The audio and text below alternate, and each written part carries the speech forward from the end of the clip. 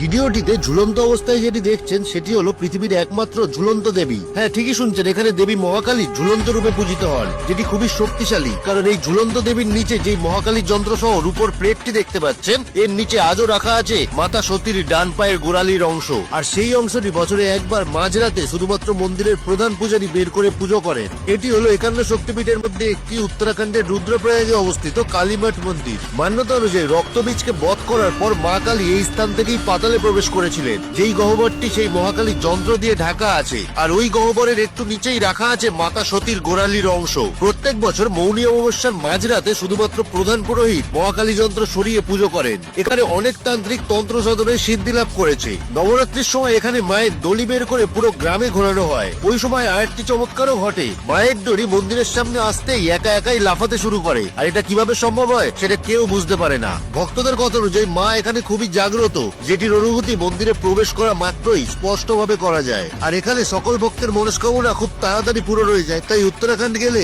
এই শক্তিশালী ও জাগ্রত মা কালীর মন্দির থেকে অবশ্যই ঘুরে আসবেন।